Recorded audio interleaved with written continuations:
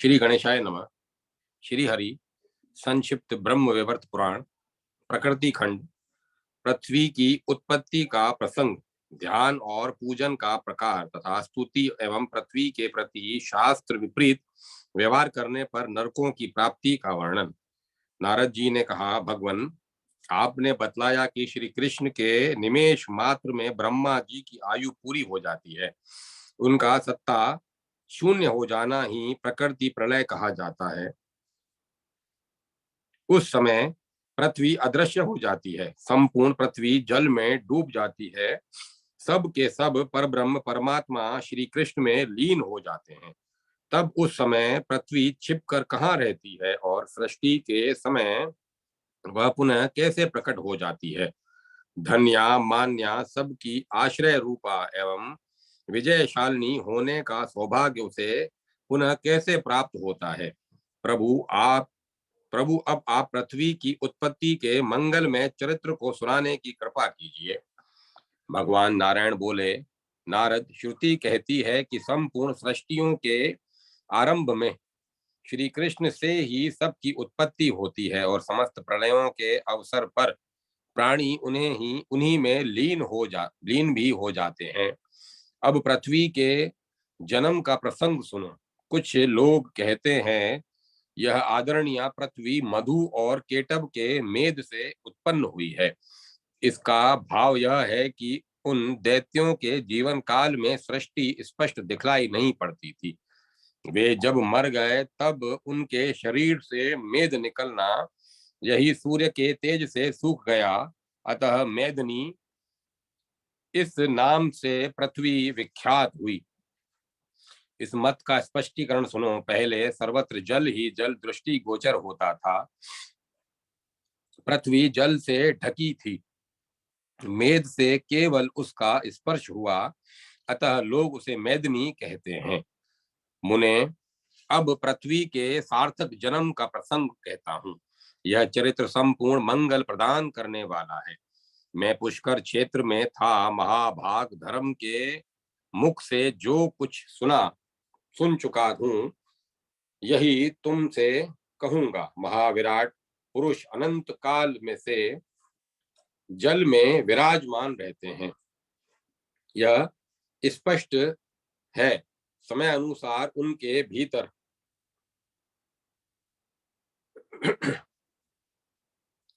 सर्वव्यापी समिष्ट मल प्रकट होता है। महाविराट पुरुष के सभी रोम कूप उसके आश्रय बन जाते हैं। मुने, उन्हीं रोम कूपों से पृथ्वी निकल आती है। जितने रोम कूप हैं उन सब में से एक एक से जल सहित पृथ्वी बार बार प्रकट होती है और छिपती रहती है। सृष्टि के समय प्रकट होने पर सृष्टि के समय प्रकट होकर जल के ऊपर स्थिर रहना और प्रलय काल उपस्थित होने पर छिपकर जल के भीतर चले जाना, यही इसका नियम है। अखिल ब्रह्मांड में यह विराजती है। वन और पर्वत उसकी शोभा बढ़ाते रहते हैं। यह 7 समुद्रों से घिरी रहती है। 7 द्वीप इसके अंग हैं। हिमालय और सुमेरु आदि पर्वत तथा सूर्य एवं चंद्रमा प्रभृति ग्रह इसे सदा सुशोभित करते हैं। महाविराट की आज्ञा के अनुसार ब्रह्मा, विष्णु तथा शिव आदि देवता प्रकट होते एवं समस्त प्राणी इस पर रहते हैं। पुण्य तीर्थ तथा पवित्र भारतवर्ष देश जैसे देशों में से संपन्न होने का इसे सुअवसर मिलता है। यह पृथ्वी स्वर्णमय भूमि है। इस पर 7 स्वर्ग हैं, इसके नीचे 7 पाताल हैं, ऊपर ब्रह्मलोक है, ब्रह्मलोक से भी ऊपर ध्रुवलोक है। नारद, इस प्रकार इस पृथ्वी पर अखिल विश्व का निर्माण हुआ है। ये निर्मित सभी विश्व नश्वर हैं। यहाँ तक कि प्राकृत प्रलय का अवसर आने पर ब्रह्मा भी चले जाते हैं। उस समय केवल महाविराट पुरुष विद्यमान रहते हैं। कारण सृष्टि के आरंभ में ही परब्रह्म श्री कृष्ण ने इन्हें प्रकट करके इस कार्य में नियुक्त कर दिया है। सृष्टि और प्रलय प्रवाह रूप से नित्य है। इनका क्रम निरंतर चालू रहता है। ये समय पर नियंत्रण रखने वाली अदृष्ट शक्ति के अधीन होकर रहते हैं। प्रवाह कर्म से पृथ्वी भी नित्य है। वराह कल्प में यह मूर्तिमान रूप से विराजमान हुई थी और देवताओं ने इसका पूजन किया था। मुनि, मनु, गंधर्व और ब्राह्मण प्राय सभी इसकी पूजा में सम्मिलित हुए थे। उस समय भगवान का वराह अवतार हुआ था। श्रुति के मत से यह पृथ्वी उनकी पत्नी के रूप में विराजमान हुई। इससे मंगल का जन्म हुआ और मंगल से घटेश की उत्पत्ति हुई। नारद ने पूछा, प्रभु, देवताओं ने वराह कल्प में पृथ्वी की किस रूप से पूजा की थी? सबको आश्रय प्रदान करने वाली इस साध्वी देवी की उस कल्प में स्वयं भगवान वराह ने तथा अन्य सब ने भी पूजा की थी। भगवान उसके पूजन का विधान जल के नीचे से उसके ऊपर उठने का क्रम एवं मंगल के जन्म का कल्याण में प्रसंग विस्तार पूर्वक बताने की कृपा कीजिए। भगवान नारायण बोले, नारद, बहुत पहले की बात है। उस समय वराह कल्प चल रहा था। ब्रह्मा के स्तुति करने पर भगवान श्री हरि हिरणाक्ष को मारकर पृथ्वी को रसातल से निकाल ले आए। उसे जल पर इस प्रकार रख दिया मानो तालाब में कमल का पत्ता हो। उसी पर ब्रह्मा ने संपूर्ण मनोहर विश्व की रचना की। पृथ्वी की अधिष्ठात्री एक परम सुंदरी देवी के रूप में थी। उसे देखकर भगवान श्री हरि के मन में प्रेम हो गया। भगवान वराह की कांति ऐसी थी मानो करोड़ों सूर्य हों। उन्होंने अपना रूप परम मनोहर बना लिया तथा रति के योग्य एक शैया तैयार की। फिर उस देवी के साथ एक दिव्य वर्ष तक वे एकांत में रहे। उसके बाद उन्होंने उस सुंदरी देवी का संग छोड़ दिया और खेल ही खेल में वे अपने पूर्व वराह रूप से विराजमान हो गए। उन्होंने परम साध्वी देवी पृथ्वी का ध्यान और पूजन किया। धूप, दीप, नैवेद्य, सिंदूर, चंदन, वस्त्र, फूल और बलि आदि सामग्रियों से पूजा करके भगवान ने उससे कहा। श्री भगवान बोले, शुभे, तुम सबको आश्रय प्रदान करने वाली बनो। मुनि, मनु, देवता, सिद्ध और दानव आदि सब से सुपूजित होकर तुम सुख पाओगी। अंबुवाची के सौरमान से आद्रा नक्षत्र के प्रथम चरण में पृथ्वी ऋतुमती रहती है। इतने समय का नाम अंबुवाची है।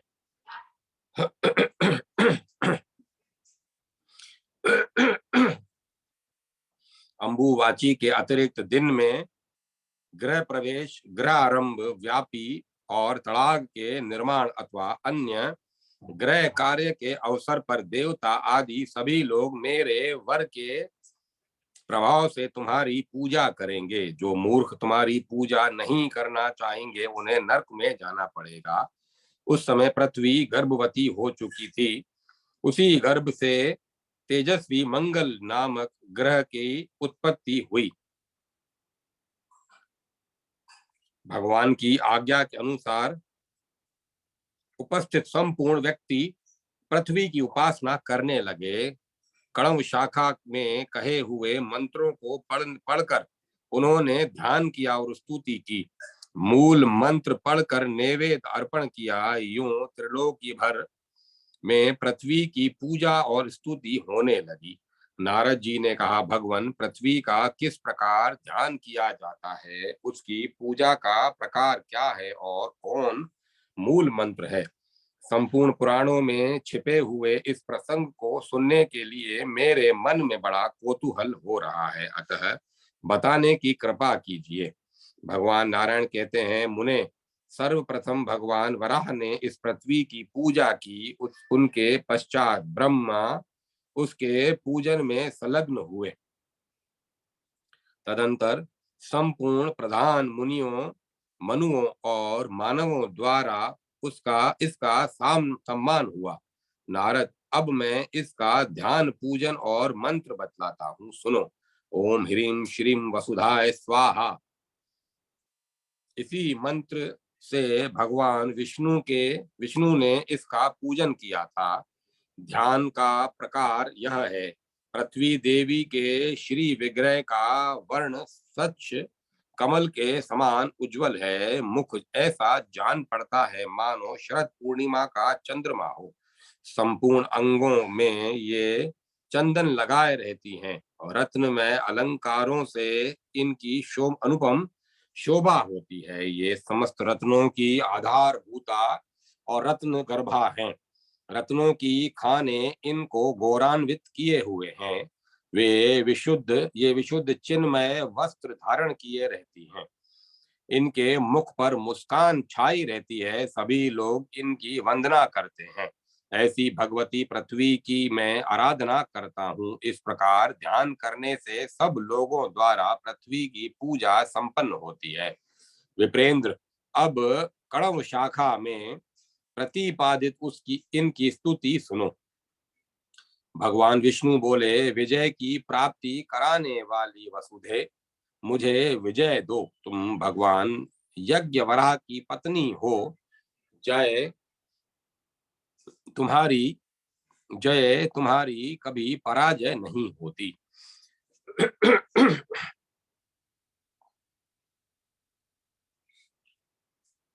तुम विजय का आधार, विजयशील और विजय दायिनी हो। देवी, तुम ही सबकी आधार भूमि हो। सर्व बीज स्वरूपिणी तथा संपूर्ण शक्तियों से संपन्न हो। समस्त कामनाओं को देने वाली देवी, तुम इस संसार में मुझे संपूर्ण अभिष्ट वस्तु प्रदान करो। तुम सब प्रकार के शस्यों का घर हो। सब प्रकार के शस्यों से उत्पन्न, सब तरह के शस्यों से संपन्न हो। कभी सभी शस्यों को देने वाली हो तथा समय विशेष में समस्त शस्यों का अपहरण भी कर लेती हो। इस संसार में तुम सर्व शस्य स्वरूपिणी हो। मंगलमयी देवी, तुम मंगल का आधार हो, मंगल के योग्य हो, मंगल दायिनी हो। मंगल में पदार्थ तुम्हारे स्वरूप हैं। मंगलेश्वरी, तुम जगत में मुझे मंगल प्रदान करो। तुम भूमि पालों का सर्वस्व हो, भूमि पाल परायणा हो तथा भूपालों के अहंकार का मूर्त रूप हो। दायनी देवी, मुझे भूमि दो। नारद, यह स्तोत्र परम पवित्र है। जो पुरुष पृथ्वी का पूजन करके इसका पाठ करता है, उसे अनेक जन्मों तक भूपाल सम्राट होने का सौभाग्य प्राप्त होता है। इसे पढ़ने से मनुष्य पृथ्वी के दान से उत्पन्न पुण्य के अधिकारी बन जाते हैं। पृथ्वी दान के अपहरण से दूसरे की दूसरे के कुएं को बिना उसकी आज्ञा लिए खोदने से, अंबुवाची योग में पृथ्वी को खोदने से और दूसरे की भूमि का अपहरण करने से जो पाप होते हैं, उन पापों से इस स्तोत्र का पाठ करने पर मनुष्य छुटकारा पा जाता है। इसमें संशय नहीं है। मुने, पृथ्वी पर वीर्य त्यागने से तथा दीपक रखने से जो पाप होता है, उसे भी पुरुष इस स्तोत्र का पाठ करने से मुक्त हो जाता है।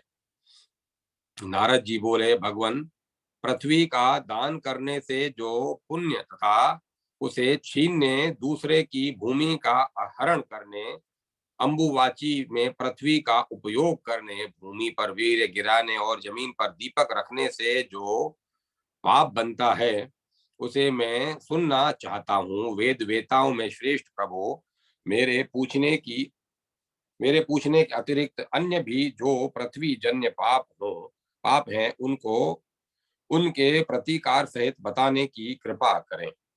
भगवान नारायण बोले, मुने, जो पुरुष भारत वर्ष में किसी संध्यापूत ब्राह्मण को एक बीता भी भूमि दान करता है वह भगवान विष्णु के धाम में जाता है।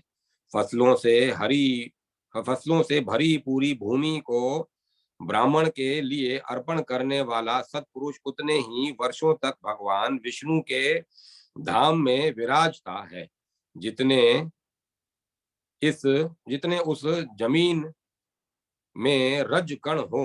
जो गांव भूमि और धान्य ब्राह्मण को देता है, उसके पुण्य से दाता और प्रतिग्रहिता दोनों व्यक्ति संपूर्ण पापों से छूटकर वैकुंठ धाम में स्थान पाते हैं। जो साधु पुरुष भूमि दान के लिए दाता को उत्साहित करता है, उसे मैंने मित्र एवं गोत्र के साथ वैकुंठ में जाने का सौभाग्य प्राप्त हो। उसे अपने मित्र और गोत्र के साथ वैकुंठ में जाने का सौभाग्य प्राप्त होता है। अपनी अथवा दूसरे की दी हुई ब्राह्मण की भूमि हरण होन करने वाला व्यक्ति सूर्य और चंद्रमा की स्थिति पर्यंत काल सूत्र नामक नरक में स्थान पाता है। इतना ही नहीं, इस पाप के प्रभाव से उसके पुत्र और पौत्र आदि के पास भी पृथ्वी नहीं ठहरती। वह श्रीहीन, पुत्रहीन और दरिद्र होकर घोर रौरव नरक में गिरता है। जो गोचर भूमि को जोत कर धान्य उपार्जन करता है और वही धान्य ब्राह्मण को देता है, तो इस निंदित कर्म के प्रभाव से उसे देवताओं के वर्ष से 100 वर्ष तक भूमि पाक नामक नरक में रहना पड़ता है। गौओं के रहने के स्थान, तड़ाग और रास्ते को जोत कर पैदा किए हुए अन्न का दान करने वाला मानव 14 इंद्र की आयु तक असी पत्र नामक नरक में रहता है। जो कामांध व्यक्ति एकांत में पृथ्वी पर वीर्य गिराता है, उसे वहां की जमीन के जितने रज कण हैं, उतने वर्षों तक रौरव नरक में रहना पड़ता है। अंबुवाची में भूमि खोदने वाला मानव क्रमी दंश नामक नरक में जाता है और उसे वहां 4 युगों तक रहना पड़ता है। जो दूसरों के तड़ाग में पड़ी हुई कीचड़ को निकालकर शुद्ध जल होने पर स्नान करता है, उसे ब्रह्मलोक में स्थान मिलता है। जो मंदबुद्धि मानव भूमिपति के पितरों को श्राद्ध में पिंड न देकर श्राद्ध करता है, उसे अवश्य ही नरकगामी होना पड़ता है। दीपक, शिवलिंग, भगवती की मूर्ति, शंख, अन्य यंत्र, शालग्राम का जल, फूल, तुलसी दल, जपमाला, पुष्पमाला, कपूर, गोरोचन, चंदन की लकड़ी, रुद्राक्ष की माला, कुश की जड़, पुस्तक और यज्ञोपवित इन वस्तुओं को भूमि पर रखने से मानव नरक में वास करता है। गांठ में बंधे हुए यज्ञ सूत्र की पूजा करना सभी द्विजातीय वर्णों के लिए अत्यावश्यक है। भूकंप एवं ग्रहण के अवसर पर पृथ्वी को खोदने से बड़ा पाप लगता है। इस मर्यादा का उल्लंघन करने से दूसरे जन्म में अंगहीन होना पड़ता है। इस पर सबके भवन बने हैं, इसीलिए यह भूमि कहलाती है। कश्यप की पुत्री होने से काश्यपी तथा स्थिर रूप होने से स्थिरा कही जाती है। महामुने विश्व को धारण करने से विश्वम्भरा, अनंत रूप होने से अनंता तथा पृथु की कन्या होने से अथवा सर्वत्र फैली रहने से इसका नाम पृथ्वी पड़ा है। अध्याय 8 और 9 समाप्त। गंगा की उत्पत्ति का विस्तृत प्रसंग।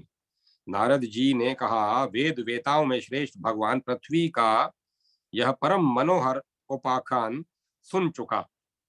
अब आप गंगा का विशद प्रसंग सुनाने की कृपा कीजिए। प्रभो, सुरेश्वरी, विष्णु स्वरूपा एवं स्वयं विष्णुपदी नाम से विख्यात गंगा सरस्वती के शाप से भारतवर्ष में किस प्रकार और किस युग में पधारी, इसकी किसकी प्रार्थना एवं प्रेरणा से उन्हें वहां जाना पड़ा, पाप का उच्छेद करने वाला यह पवित्र एवं पुण्यप्रद प्रसंग मैं सुनना चाहता हूँ। भगवान नारायण कहते हैं, नारद, श्रीमान सगर एक सूर्यवंशी सम्राट हो चुके हैं। मन को मुग्ध करने वाली उनकी दो रानियां थी, वेदर्भी और शेब्या।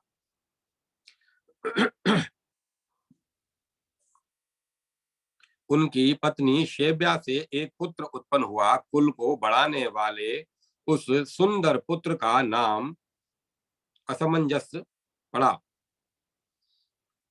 उनकी दूसरी पत्नी वेदर्भी ने पुत्र की कामना से भगवान शंकर की उपासना की। शंकर जी के वरदान से उसे भी गर्भ रह गया।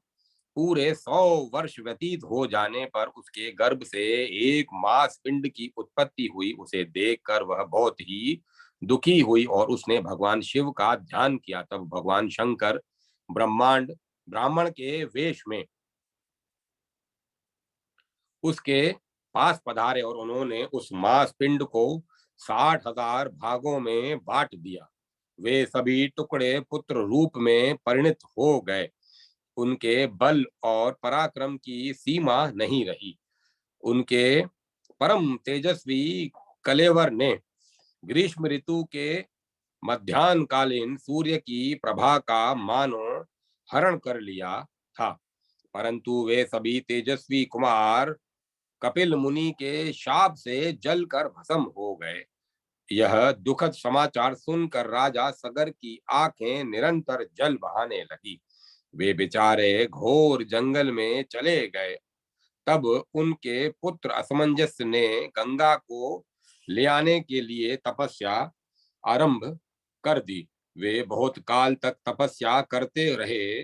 अंत में काल ने उन्हें अपना ग्रास बना लिया। असमंजस के पुत्र का नाम अंशुमान था। गंगा को ले आने के लिए लंबे समय तक तपस्या करने के पश्चात वे भी काल के गाल में चले गए। अंशुमान के पुत्र भागीरथ थे। भागीरथ भगवान के परम भक्त, विद्वान, श्री हरि में अटूट श्रद्धा रखने वाले गुणवान तथा वैष्णव पुरुष थे। गंगा को ले आने का निश्चय करके उन्होंने बहुत समय तक तपस्या की। अंत में भगवान श्री कृष्ण के उन्हें साक्षात दर्शन हुए। उस समय भगवान के श्री विग्रह से ग्रीष्मकालीन करोड़ों सूर्यों के समान प्रकाश फैल रहा था। उनके दो भुजाएं थी, वे हाथ में मुरली लिए हुए थे। उनकी किशोर अवस्था थी। वे गोप के वेश में पधारे थे। भक्तों पर कृपा करने के लिए उन्होंने यह रूप धारण किया था। मुने, भगवान श्री कृष्ण परिपूर्णतम पर ब्रह्म हैं। वे चाहें जैसा रूप बना सकते हैं। उस समय ब्रह्मा, विष्णु और शिव आदि उनकी स्तुति कर रहे थे।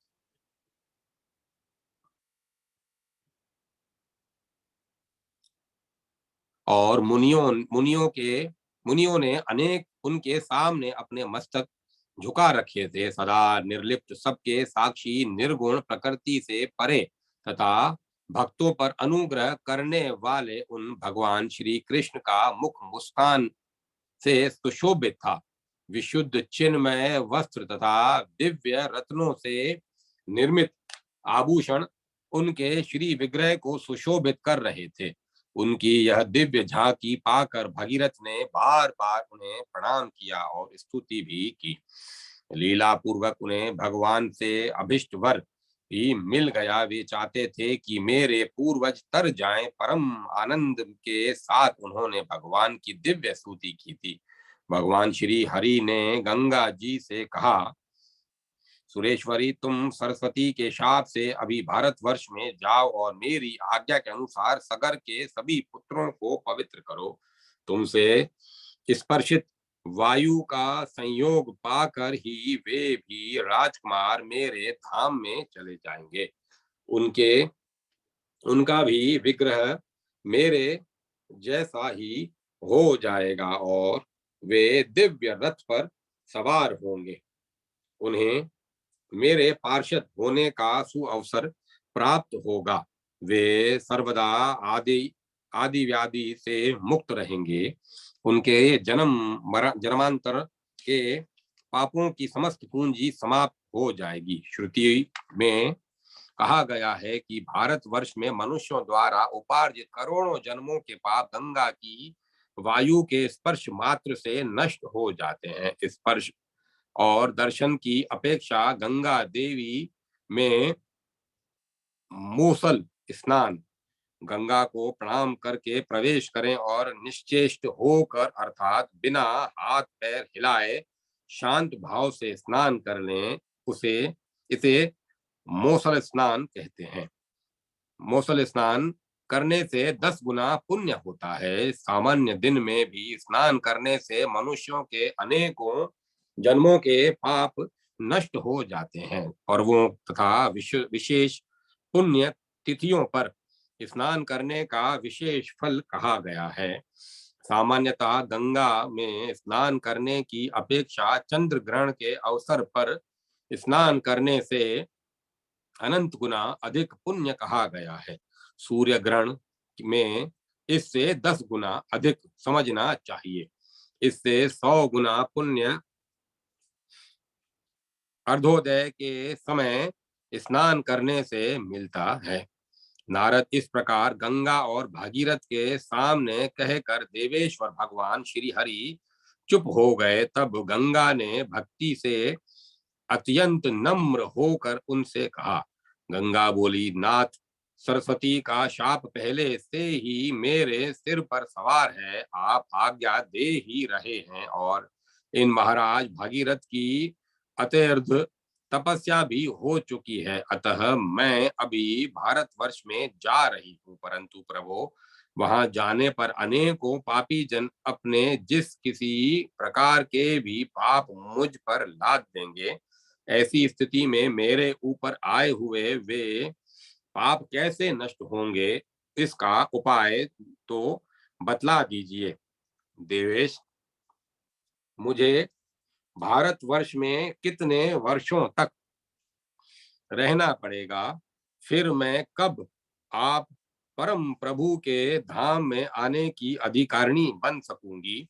प्रभु, आप सर्व अंतर्यामी से कोई भी बात छिपी नहीं है। सर्वज्ञ देव, मेरे अंतःकरण में अन्य भी जो जो कामनाएं छिपी हैं, उनके भी पूर्ण होने का उपाय बताने की कृपा करें। श्री भगवान बोले, सुरेश्वरी गंगे, मैं तुम्हारे सभी अभिप्रायों से परिचित हूँ। तुम नदी रूप में भारतवर्ष में पधारोगी और मेरे ही अंश स्वरूप समुद्र तुम्हारे पति होंगे। भारतवर्ष में सरस्वती आदि अन्य जितनी नदियां होंगी, उन सब में समुद्र के लिए तुम ही सबसे अधिक सौभाग्यवती मानी जाओगी। देवेशी, कलयुग के 5,000 वर्षों तक तुम्हें सरस्वती के शाप से भारतवर्ष में रहना है। देवी लक्ष्मी रूपा तुम रसिका हो और मेरे स्वरूप समुद्र रसिक राज हैं। तुम उनके साथ एकांत में निरंतर प्रिय संगम करोगी। भारतवासी संपूर्ण मनुष्य भागीरथ प्रणीत स्तोत्र से तुम्हारी स्तुति करेंगे और उनके द्वारा भक्ति पूर्वक तुम सुपूजित भी होगी। कणव शाखा में बताए गए प्रकार से तुम्हारा ध्यान करके लोग तुम्हारी पूजा में तत्पर होंगे। जो तुम्हारी स्तुति और तुम्हें प्रणाम करेगा, उसको अश्वमेध यज्ञ का फल सुलभता से प्राप्त होगा, चाहे सैकड़ों योजन की दूरी पर क्यों न हो।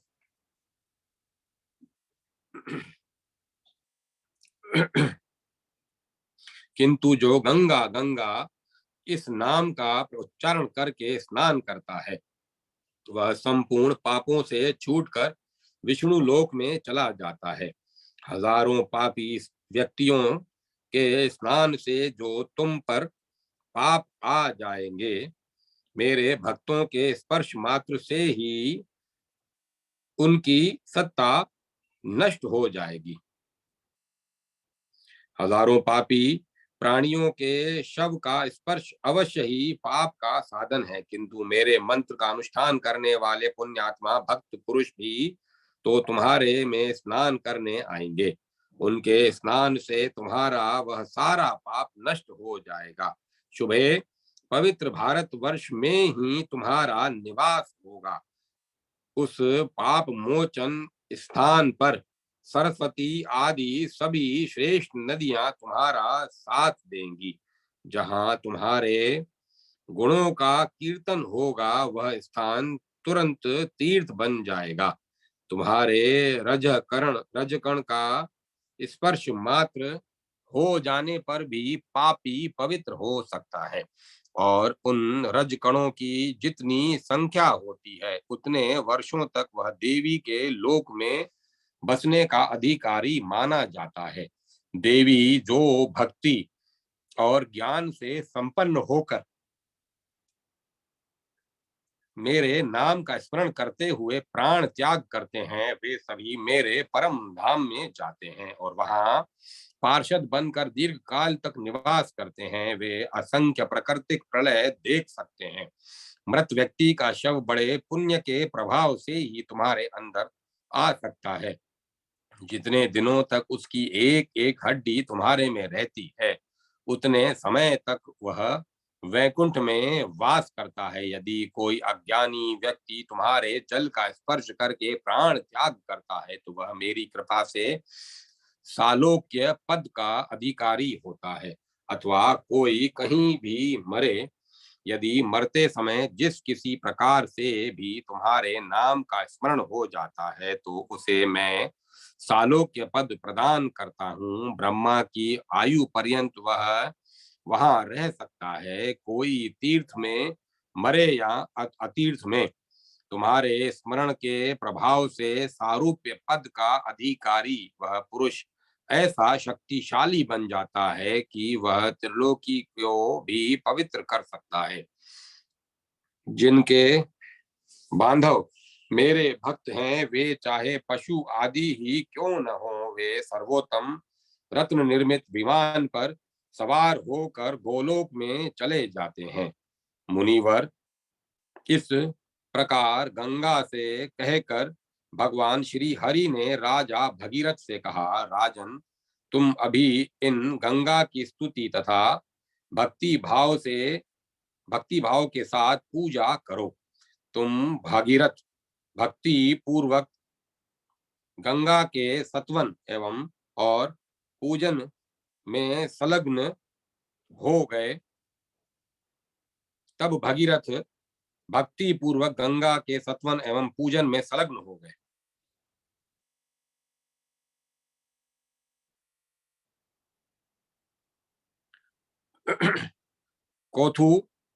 कोथमी शाखा में कहे हुए ध्यान और स्तोत्र से उन्होंने गंगा की पूजा संपन्न की। तदंतर उन्होंने परम प्रभु परमात्मा भगवान श्री कृष्ण को बार बार प्रणाम किया।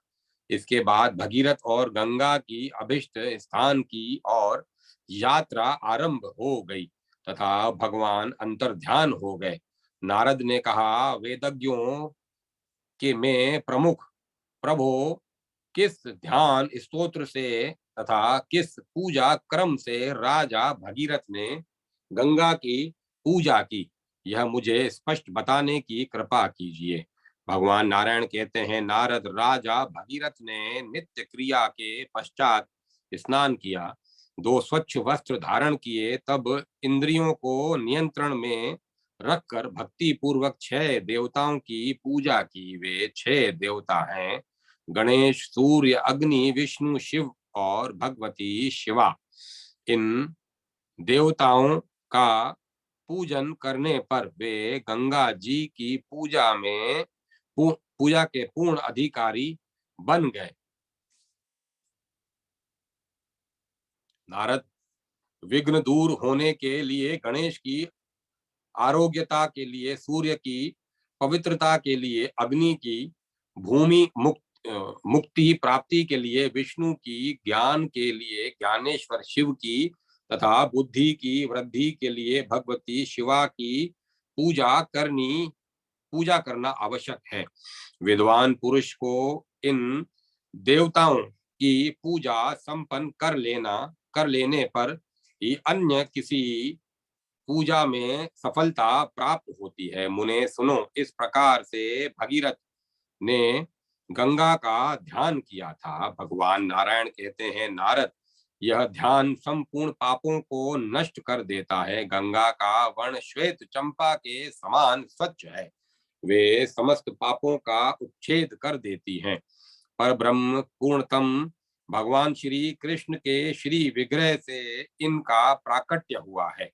ये परम साध्वी और उन्हीं के समान सुयोग्य हैं।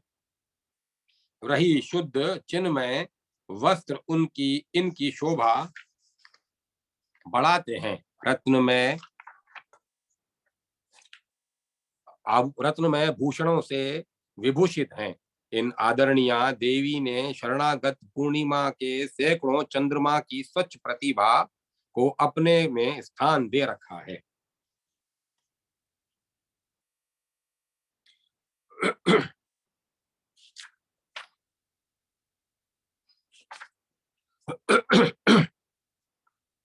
ये सदा मुस्कुराती रहती हैं।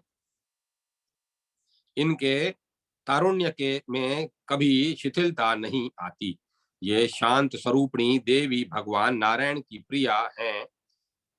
सत्य सौभाग्य कभी इनसे दूर नहीं हो सकता। इनके सिर पर सघन अलकावली है। मालती के पुष्पों की माला इनकी शोभा बढ़ा रही है और इनके ललाट पर चंदन बिंदुओं के साथ सिंदूर की बिंदी है, जिससे उनका लालित्य बढ़ गया है। गंग स्थल पर कस्तूरी से पत्र रचना की गई है, जो नाना प्रकार के चित्रों से सुशोभित है।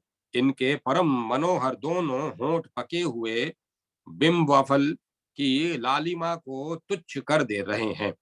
इनकी मनोहर दंत पंक्तियों के समान मोतियों की लड़ी नगण्य समझी जाती हैं। इनके कटाक्ष पूर्ण बाकी चितवन से युक्त नेत्र परम मनोहर है। इनका वक्ष स्थल विशाल है। स्थल कमल की प्रभा का पराभव करने वाले दो सुंदर चरण हैं।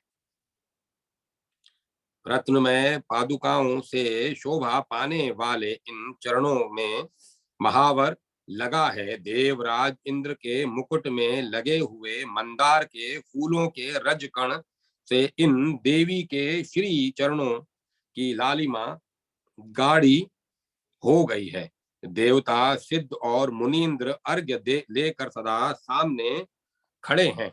तपस्वियों के मुकुट में रहने वाले भोरों की पंक्ति से इनके चरण संयुक्त हैं। इनके पावन चरण मुमुक्षु जनों को मुक्ति देने में तथा कामी पुरुषों की कामना पूर्ण करने में अत्यंत कुशल हैं। ये परमादरणीय देवी सबकी पूजा वर देने में प्रवीण, भक्तों पर कृपा करने में परम कुशल, भगवान विष्णु का पद प्रदान करने वाली तथा विष्णुपदी नाम से सुविख्यात हैं। इन परम साध्वी गंगा देवी की मैं उपासना करता हूँ। ब्राह्मण इसी ध्यान से तीन मार्गों से विचरण करने वाली कल्याणी गंगा का हृदय में स्मरण करना चाहिए। इसके बाद 16 प्रकार के उपचारों से इनकी पूजा करें। आसन पात, अर्घ्य, स्नान, अनुलेपन, धूप दीप नैवेद्य, तांबूल, शीतल जल, वस्त्र, आभूषण, माला, चंदन, आचमन और सुंदर शैया, ये अर्पण करने के योग्य 16 उपचार हैं।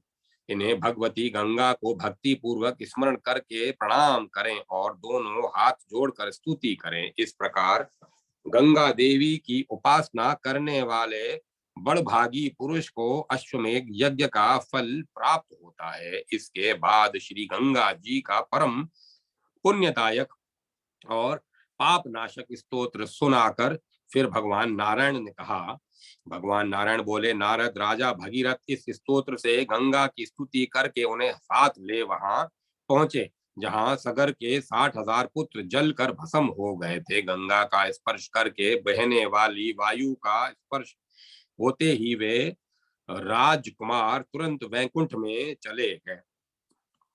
भगीरथ के सत्य प्रयत्न से गंगा का आगमन हुआ, अतः गंगा को भागीरथी कहते हैं।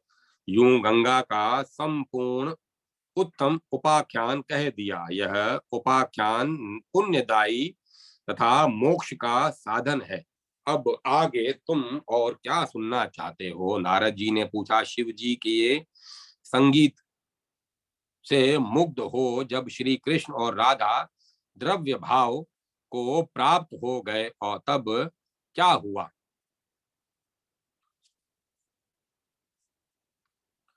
उस समय वहां जो लोग उपस्थित थे उन्होंने कौन सा उत्तम कार्य किया? ये सब बातें विस्तार पूर्वक बताने की कृपा करें। भगवान नारायण बोले, नारद एक समय की बात है, कार्तिक की पूर्णिमा थी। राधा महोत्सव बड़े धूमधाम से मनाया जा रहा था। भगवान श्री कृष्ण सम्यक प्रकार से राधा की पूजा करके रास मंडल में विराजमान थे। तत्पश्चात ब्रह्मादि देवता तथा शौनकादि ऋषि प्राय सभी महानुभावों ने बड़े आनंद के साथ श्री कृष्ण पूजिता श्री राधा जी की पूजा की और फिर वे वहीं विराजमान हो गए। इतने में भगवान श्री कृष्ण को संगीत सुनाने वाली देवी सरस्वती हाथ में वीणा लेकर सुंदर ताल स्वर के साथ गीत गाने लगी। तब ब्रह्मा ने प्रसन्न होकर एक सर्वोत्तम रत्न से बना हुआ हार पुरस्कार रूप में उन्हें अर्पण किया। शिव से उन्हें अखिल ब्रह्मांड के लिए दुर्लभ एक उत्तम मणि प्राप्त हुई। भगवान श्री कृष्ण ने उन्हें संपूर्ण रत्नों में श्रेष्ठ कौस्तुभ मणि भेंट की। राधा ने अमूल्य रत्नों से निर्मित एक अनुपम हार भगवान नारायण ने एक सुंदर पुष्पमाला और लक्ष्मी ने बहुमूल्य रत्नों के 2 कुंडल सरस्वती को पुरस्कार रूप में दिए। विष्णु माया ईश्वरी दुर्गा नारायणी और ईशाना नाम से विख्यात भगवती मूल प्रकृति ने सरस्वती के अंतःकरण में परम दुर्लभ परमात्म भक्ति प्रकट की। धर्म ने धार्मिक बुद्धि उत्पन्न करने के साथ ही प्रपंचात्मक जगत में उनकी कीर्ति विस्तृत की। अग्नि देव ने चिन्मय वस्त्र तथा पवन देव ने मणिमय नुपुर सरस्वती को प्रदान किए। इतने में ब्रह्मा से प्रेरित होकर भगवान शंकर श्री कृष्ण संबंधी पद जिसके प्रत्येक शब्दों में रस के उल्लास को बढ़ाने की शक्ति भरी थी, बारंबार गाने लगे। उसे सुनकर संपूर्ण देवता मूर्छित से हो गए। जान पड़ता था मानो सब चित्र विचित्र पुतले हैं। बड़ी कठिनता से किसी प्रकार उन्हें चेत हुआ। उस समय देखा गया कि समस्त रास मंडल में संपूर्ण स्थल जल से अप्लावित है। श्री राधा और श्री कृष्ण का कहीं पता नहीं। फिर तो गोप गोपी देवता और ब्राह्मण सभी अत्यंत उच्च स्वर से विलाप करने लगे। उस समय ब्रह्मा जी भी वहीं थे। उन्होंने ध्यान के द्वारा भगवान श्री कृष्ण का पुनित विचार समझ लिया।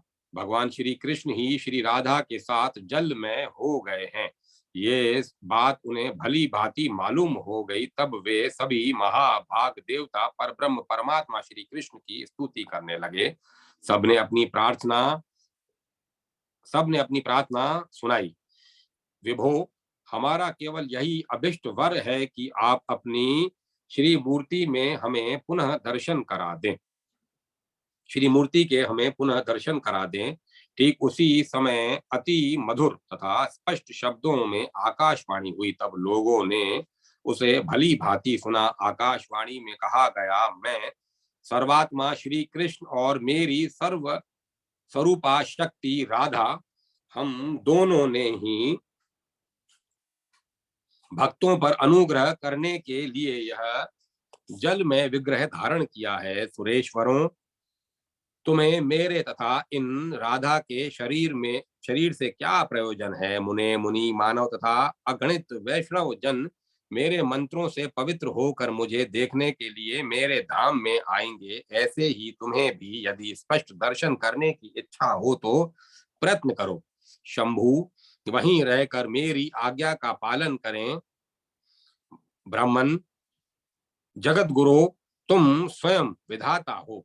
भगवान शंकर से कह दो कि वे वेदों के अंगभूत परम मनोहर विशिष्ट शास्त्र तथा तंत्र शास्त्र का निर्माण करें। उसमें स्पष्ट संपूर्ण अभिष्ट फल देने वाले बहुत से अपूर्व मंत्र उद्धृत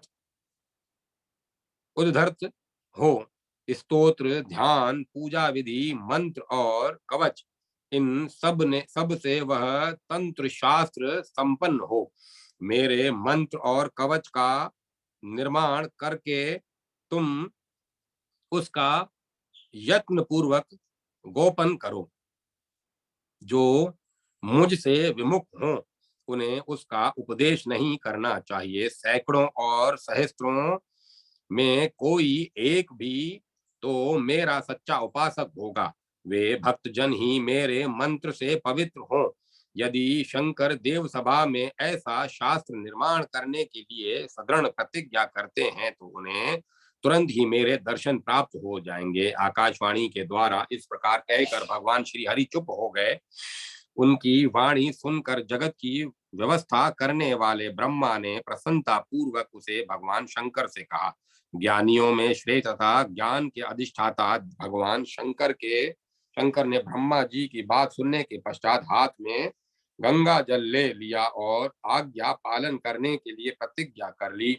फिर तो वे भगवती जगदम्बा के मंत्रों से संपन्न उत्तम तंत्र शास्त्र के निर्माण में लग गए। प्रतिज्ञा पालन करने के लिए मैं वेद के आधार सारभूत महान तंत्र शास्त्र का निर्माण करूंगा। यह विचार उनके हृदय में गूंजने लगा। उन्होंने अपना विचार व्यक्त किया कि यदि कोई मनुष्य गंगा का जल हाथ में लेकर प्रतिज्ञा करेगा और फिर उसे अपनी की हुई प्रतिज्ञा का पालन नहीं करेगा तो वह काल सूत्र नामक नरक का भागी होगा और ब्रह्मा की पूरी आयु तक उसे वहां रहना पड़ेगा।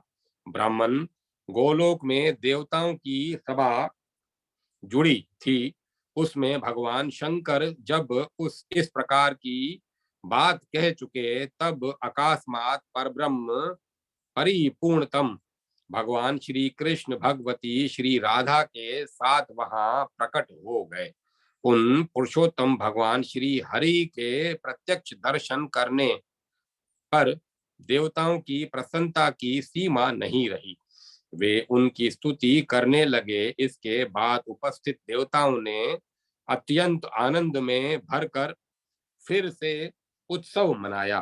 तत्पश्चात समय अनुसार भगवान शंकर ने शास्त्र दीप का शास्त्रीय मतों को प्रकाशित करने वाला सात्विक तंत्र शास्त्र का निर्माण किया। नारद, इस प्रकार संपूर्ण परम गोप्य प्रसंग मैं तुम्हें सुना चुका। यह सबके लिए अत्यंत दुर्लभ है।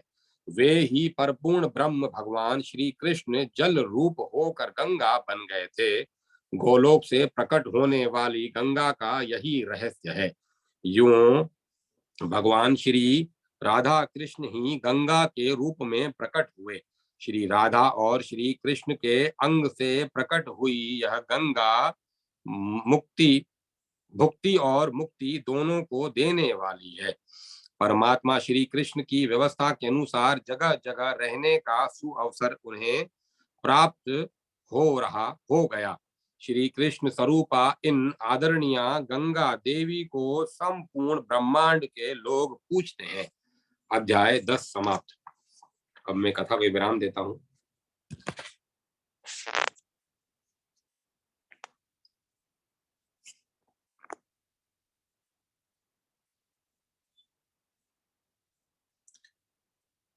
आनंदमयी चैतन्यमयी सत्यमयी परमेश्वरी